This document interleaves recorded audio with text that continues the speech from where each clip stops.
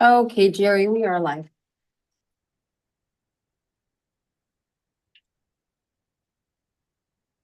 Here comes Kathleen. Oh, nice. Yeah, sounds good.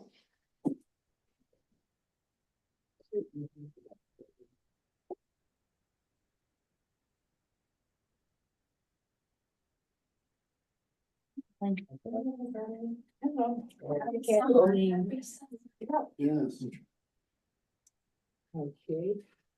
We're ready to start our meeting now that Kathleen is here. Good evening and welcome to the Park Summit Borough Council work session. In attendance, we have Mrs. Grady here, Mrs. Simro, Present. Jen Basilega Here. Mr. Mitchell, Here. Mayor Kelly. Here. Shields is absent. And also we have junior council member James Mitchell Here. and junior council woman Lauren Bartel. Thank you both for being here. I think some of those were on the other, we missed, You missed me. Oh. Yeah, and also, Making sure you're paying attention. oh, they were on the. yeah, you were on the second page. page. Sorry about that, I apologize. This being and Steve's out. Okay, Steve is absent and Jean is present. So Jerry, we're starting on top Yeah, there, start on. Okay. because it's a reconvening first. Perfect, okay, now we're ready to roll. Thank you, too many papers here, Jim. Yeah, I know. Okay, the first item on our agenda is we want to reconvene our meeting. And the first item on our agenda is we have, were we gonna do the proclamation? That's gonna be first, at the so we have to vote on Jen? These first. on what we need and then adjourn and then we start the work session. So it's, Okay. this is just like ending the last meeting. So it's the civil service hiring of the Right, full-time police officer. okay. So under our civil service, hiring full-time police officers. So the update is on Tuesday, our civil service committee met and Right. approved G list that we have. We had six. Right, yeah. We have 6 applicants who passed both the written and the oral exams. And tonight, council does have the option to vote, if you look on the 3rd page, right below your agenda, you'll see this is the list, the civil service list ranked from highest to lowest in grade. Right.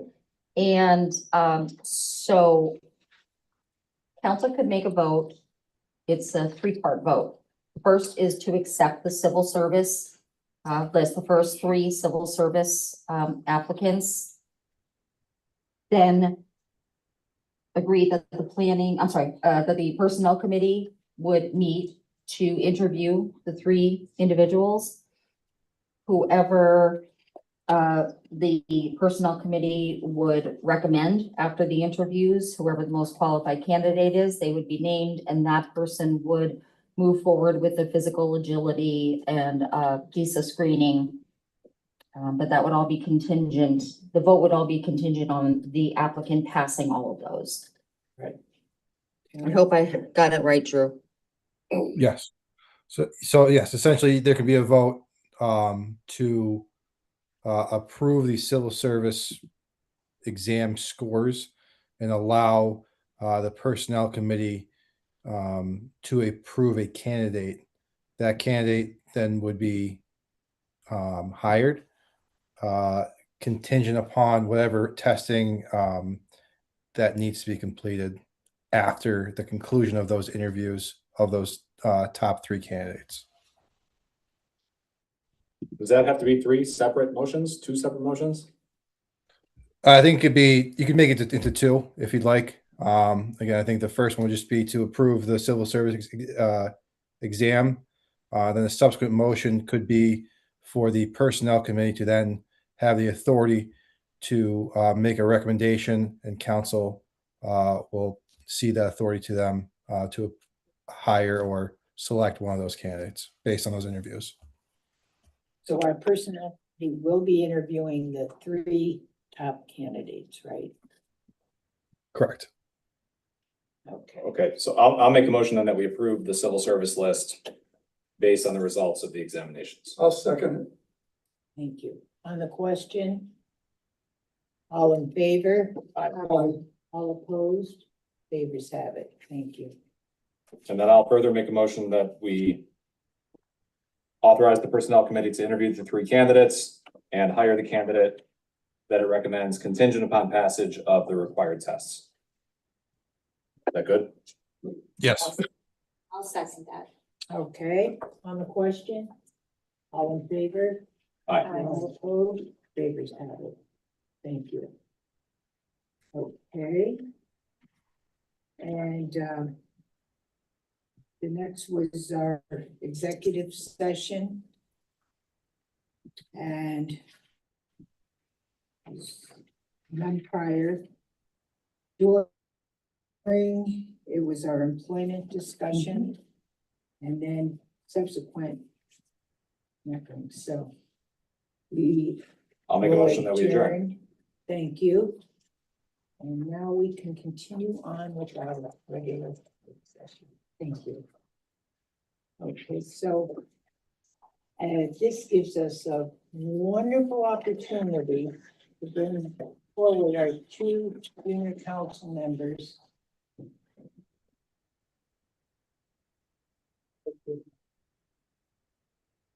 Definitely want to offer this proclamation to both of you, so if you would like to stand up here, both of you, sorry, we will more than proud to do this. Are you starting with Jerry? Yes. Which one do you want to start? With the We'll ladies start with the ladies first. Absolutely. Thank you. Wonderful. A proclamation honoring Lauren Bartel and declaring this day of June 24th, 2026 as Lauren Bartel Day in the Borough of Clark Summit, Pennsylvania by the Clark Summit Borough Council President Jermaine Carey is then announced to one and all. Lauren was born and raised in Clark Summit, attended Abington Heights High School. She was a member of the soccer and lacrosse team and also served as the public relations officer for Students Against Destructive Decisions and the vice president of Tutoring Corps. Her future includes studying mechanical engineering at the University of Pittsburgh. Clark Summit Borough Council would like to thank Ms. Bartel for her commitment and many contributions to our community. So being of sound mind and full witness hereof then, I officially declare it Lauren Bartel Day in the Borough of Clark Summit.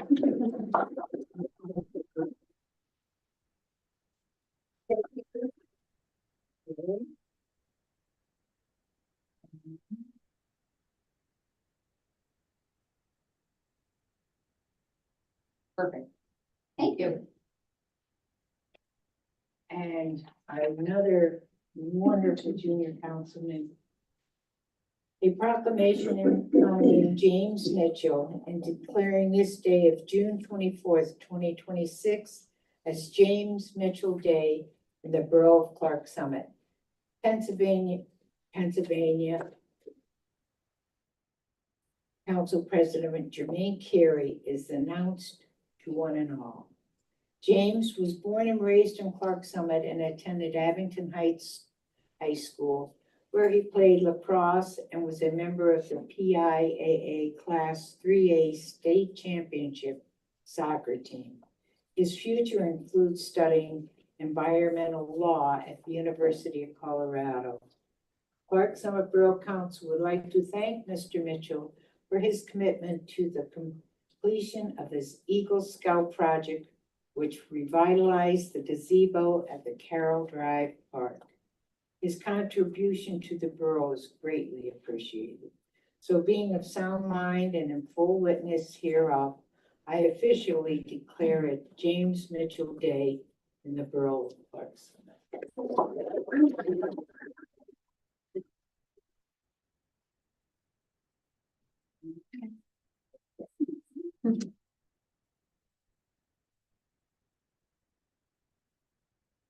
These are great. Thank you.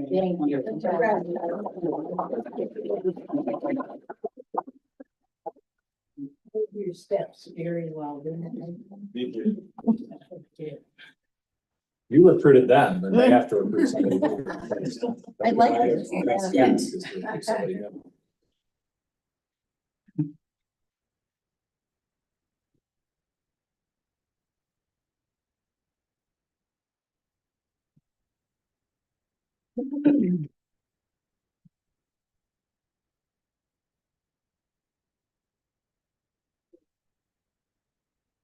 The next item on our agenda is our public comment. We'll move right on to that. Do we have anyone who would like to address the council? Okay. Thank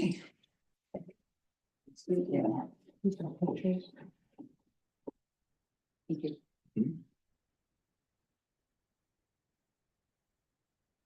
Name's Franny Jones, and I have lived at 201 Electric Street since 1972. We have a wonderful, caring, friendly neighborhood with one exception, absentee homeowners. The pictures that you are receiving and the information is the property at 205 Electric Street, which is next to mine and next to Mars. As you can see, the grass is waist high and the tree is 90% dead. During the winter, the sidewalks are ice and snow covered. The owner of this property lives in New York. Now, I've been informed over and over again that he's been receiving letters, he's been receiving fines, he's paying the fines. This has been going on for 2.5 years. The last time this property was cut was in October. And when he cut this property, it was a young lady that was doing it, and she was doing it for most of the summer because he was redoing the house. Then he stopped doing the house. Okay, so in October, I get this call on my phone from my neighbor who says, it's dark out. Who's cutting their grass? It was 9 o'clock. They were using a strobe light, and every time the girl went by with the lawnmower, my light on my garage, which is a security light, kept blinking on and off, on and off, on and off. It hasn't worked since. So that's another thing. Okay. We have a quality of life ordinance. He's well past 3 violations. Section 8, Part C says that you can move forward with this. What about a lien on the property? I don't want to see that happen. I really don't. I'm a good neighbor. I want to be a good neighbor. But we can't allow these people to come in, take over the homes in the neighborhood and just leave them like that. This is a breeding ground for mice, for snakes, for anything else. Now, yesterday, I took it upon myself and I went over and I talked to the young guy that's over there doing the work now. He has started now to redo the house. And I asked, he said to me, is my music too loud? I'm so sorry. And I said, no, it's not the music. I said, it's the grass. I said, why won't he cut the grass? Well, he immediately got on the phone with Abe, that is his name, and he talked to him. I saw him on the phone, and he introduced me as the neighbor. Now, he said to Abe, we need to do something with this grass. So Abe said, get a lawnmower and cut the grass. Well, he started cutting the grass today. However, it's so high, it's like a hay field. He's cutting it with a battery operated lawnmower. And he said it's probably going to take him several days. Now, when he stops, what happens then? What do I do then? I just want it explained to me, and I'm always told, well, he's paying his fines. There's nothing we can do. That can't be. Even though he's paying fines, doesn't he have to take care of the property? I just want somebody, maybe the attorney, to answer that question. Is he listening? I'm listening. So I was on mute so that not to disturb anyone.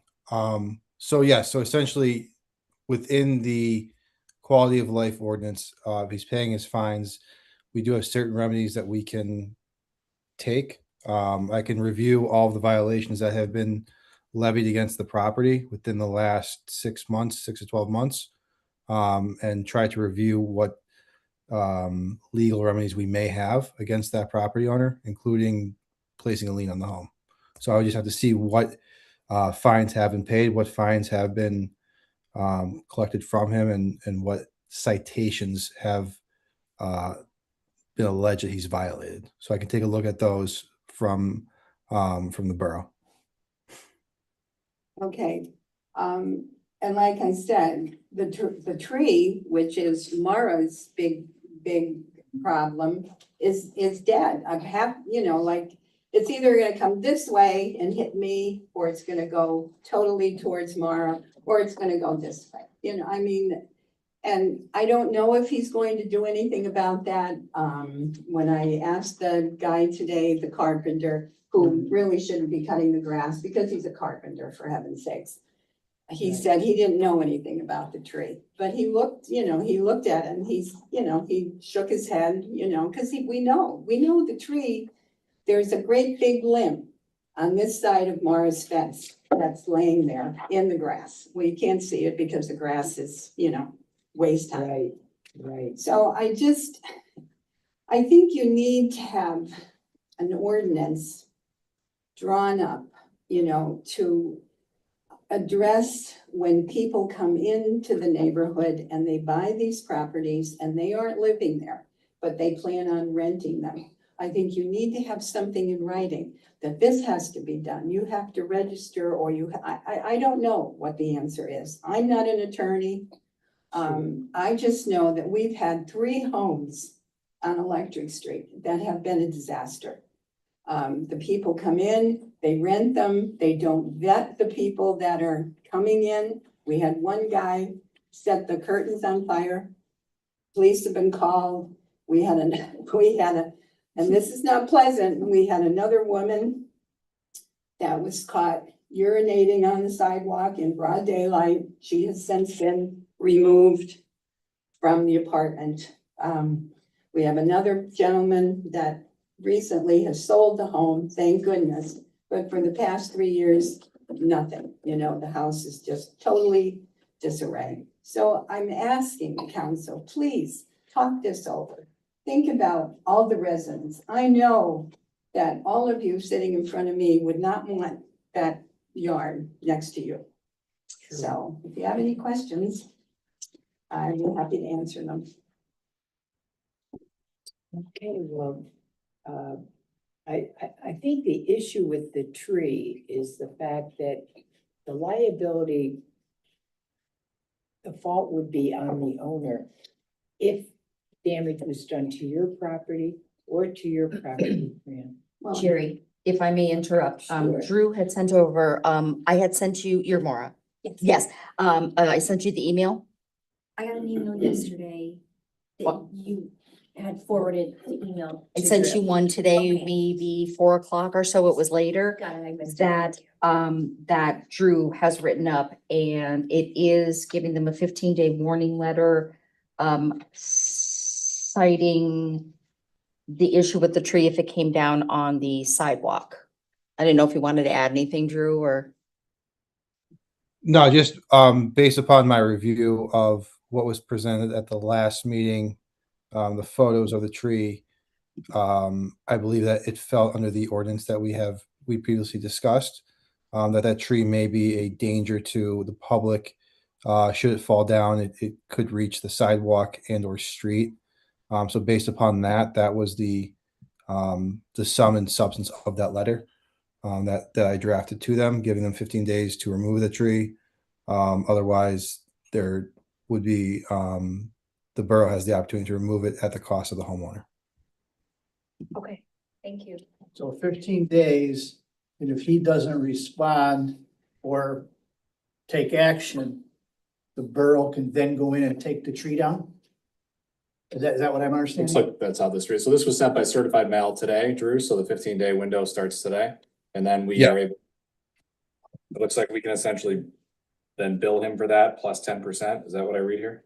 That's correct. That's built into the, one of our, tree ordinances that we have within the borough. This will be sent out tomorrow, because I just received it today, Okay. copied it for the meeting, so The just so you know. 15-day window starts tomorrow. That's fantastic. And the borough would be willing to step in and take pictures down? Absolutely. Okay, and then just bill him for the service, is that correct? Once we send this letter, we are obligated to do something, right? We are obligating ourselves by sending this letter, so that's the action. Okay, wonderful. Wonderful. That- Thank you. Thank you so So- much, Drew. That's perfect. Yes, thank you. So can this?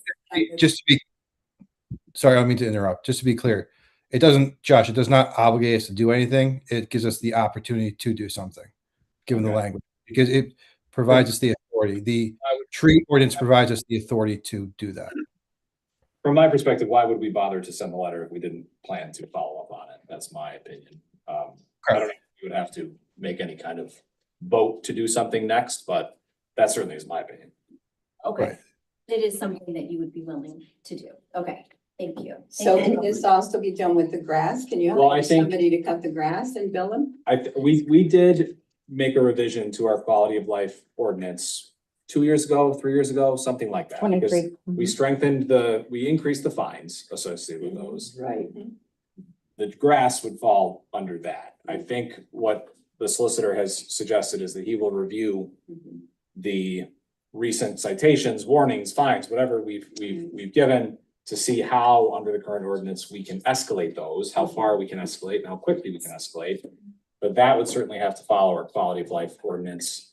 And we, with barring a further revision to the ordinance, we have to follow what Okay. steps are outlined there. Well, thank you so much. I appreciate, your attention. But we're at least working forward with it. That's the important thing for me. Yeah. It's not just. I know. It's just been going on, I know. since Susie died, since my neighbor died, and my son David took care of the property for her. He Right. took care of it after she passed away, and until the guy bought the home, we took care of it. He doesn't even, you have an ordinance also for snow removal in front of, and he doesn't do that, Exactly, so. yeah. And I realize he's not in town, so when you have that, you have to hire somebody, you have to have people that are going to take care of this. And we did last winter ask our police department to begin to have a stack of warnings in their vehicles that they could place on residences that were not in compliance with that. That obviously is a tricky thing because it might snow one day and they're not in Right, compliance, but then it right. melts and then it doesn't snow again for a month. Right, That one's a little trickier than the grass, right, but that's a step that we took last year Okay. to try to step up the enforcement of we have a that. lot of kids in the neighborhood that walk, Cool. Sure. The mail You know. carrier. Yeah. And so.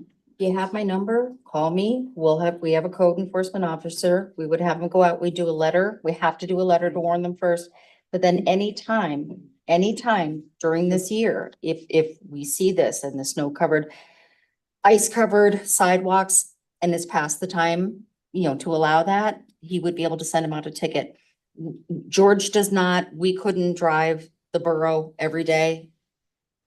Not possible. So if you see something like that, we appreciate the phone call. We say, okay, great. Sure. Then George has to go out, take pictures. We have to document it also. So it's proven. So if somebody wants to take us to court and say this wasn't, here's the picture, here's the timestamp, this is when it happened.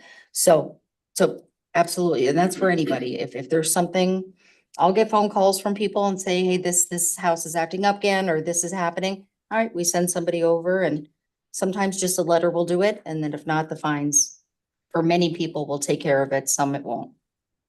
If it's a property like this, though, that's like a repeat offender, Mhm. that like the residents have repeatedly called, I Yes. understand you can't see every little thing, of Mhm. course. Mhm. Is there like a way, I'm just curious, that like someone could maybe visit the house once So a month or every couple I weeks? did and talk to then- George and about then that. Issue the citations as they come? Yes, we just recently talked about a Okay. system.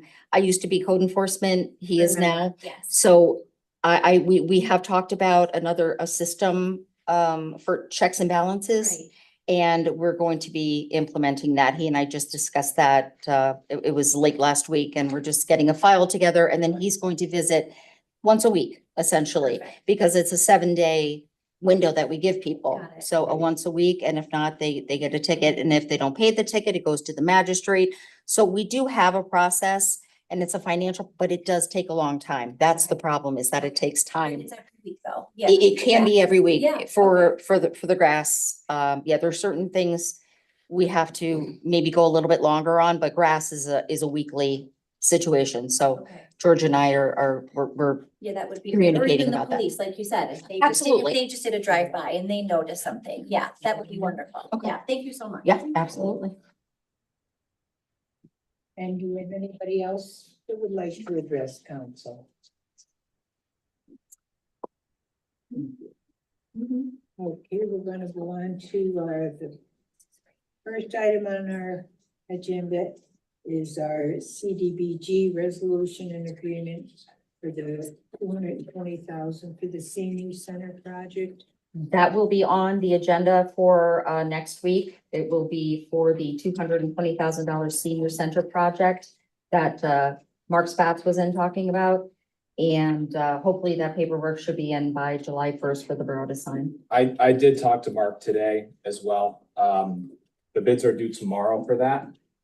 And Drew, Mark's expectation is that it's actually gonna be 4 different agreements because there's an electrical project, there's 4 different kinds of projects.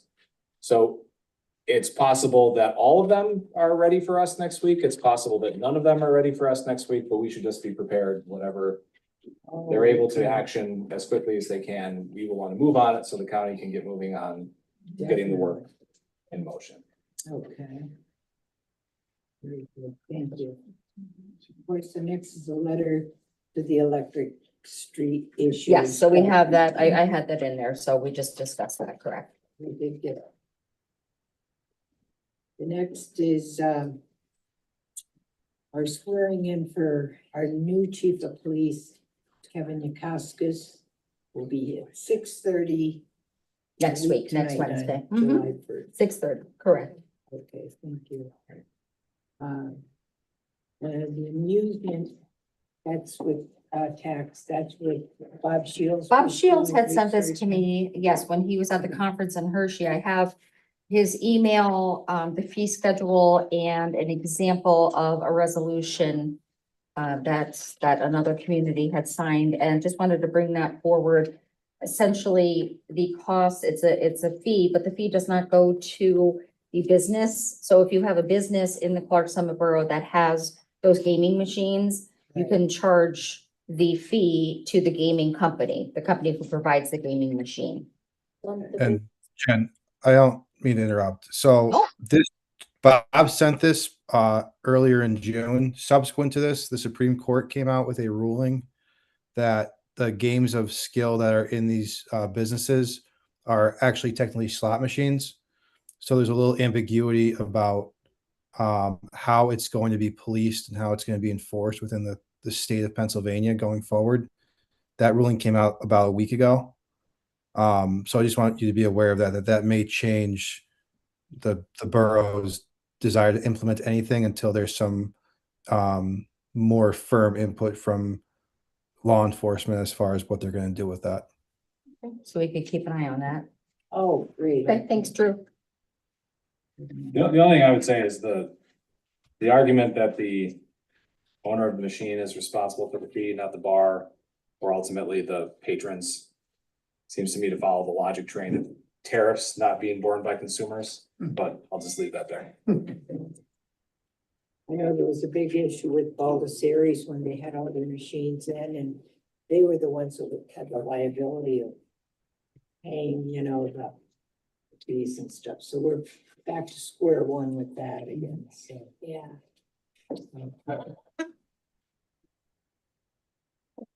And then, retiring Chief Chris Sharns, his firearm, his Glock 47. Yep. Pat Gibbons asked if the police association is asking to purchase the Glock 47 for $300. It's customary for the retiring officer. We've that done it in is- the past. Yeah. Pardon? We've done it in the past for other chiefs. Yes. Sure. So council can vote. Are we doing a proclamation for the chief next week? Oh, that's on the agenda right after this. Okay. Sorry. That's there we go. And of course, the next item is our proclamation for. So that'll be at the beginning of our July 1st meeting, Okay. correct? And then the next is, the State Street HOP, PennDOT letter from Right. Casey. So now, coming up Summit Hill, there is a property that is just land right now. It's right next to, in between two other properties that have businesses, and there's a little area there. And there's the business to the left, they want to open a Dollar General. They had started to inquire about this maybe 2 months ago, but then they said we're holding off for a little bit. Well, now they're proceeding with PennDOT for an HOP, highway occupancy permit. So there's a lot of hoops they have to jump through with that. But I did forward all this information to our planning commission to let them know what's happening.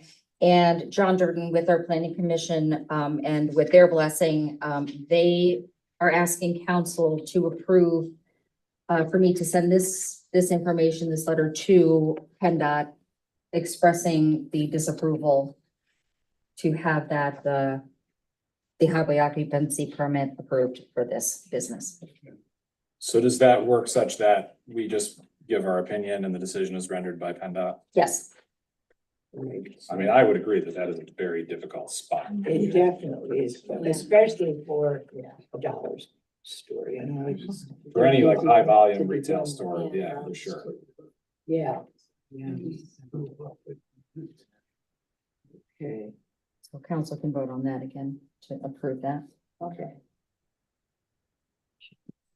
And then the clock tower agreement. Yes, that was voted on already. Jerry did sign it, Drew drafted it, Ron, everybody signed it. Just wanted to give everybody a copy of it. And, I will coordinate, hopefully it will work to coordinate the clock, with, the electricity. When is our I- 90 this window up? The end of July. So I spoke with Mr. Parasol last week at length, and he is going to begin working on a day or 2 days with Mr. Decker to begin removing that. He's going to let us know in advance so that we can coordinate with the electrician to remove the box. But he's going to begin working on that. He said early this week and next week. Great. He said he anticipates it taking 1 to 2 days to complete everything at that property. And we're happy that he did step forward, and we had already budgeted money to take the clock tower down and to remove the cement and everything. And he's taking all the financial responsibility, and everything he does is done in a very professional way, so we're happy about that. Thank you. Good. The next is civil service. So yeah, that's already been taken care of. We've done that. And then the next is the loader grant for 130,000. Yes, we received a grant for 130. It's for loader grant was, the loader was one of the options, and it was a stormwater grant that was approved. And so we are working on, I got 3 quotes for different machines. And so we're going to be reviewing it. Jay's off for a little bit, but he's been working on, looking at what specs they need and been talking to people. So we have a few quotes, and we can go over that as we move forward. So we're with quotes, comparing apples to apples with the warranties and the service and everything. So we want to make sure we have the right machine, the right size also, because Right, if we have there's size restrictions that we need. Is the grant gonna cover that in full, or did we budget something out of capital reserves? We did for- not, we didn't, it's gonna cover it in full. Yep. Oh, and the loader that we have now, we were gonna, with council's approval, put it on municipal. So we would do okay. Wow, ahead on that, that's great. Yep. Okay. Good. And, the next item is to review our July 1st agenda. Does anybody have any questions on that?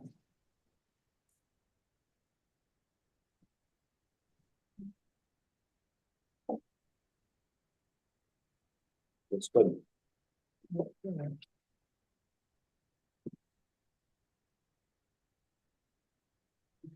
think the most important thing we want to report tonight is our solicitor has just had the birth of a new daughter, so.